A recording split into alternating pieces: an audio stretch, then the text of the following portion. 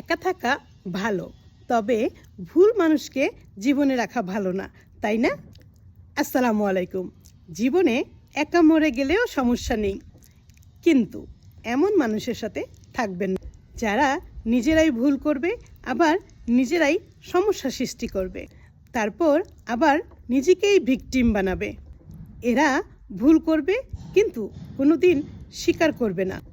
আপনি যতই বোঝাতে চান কোনো লাভ নেই, বরং তাদের নিজের দোষ, নিজের ভুল, নিজের সমস্যা সবাই উল্টো আপনার ঘাড়ে চাপিয়ে দিবে।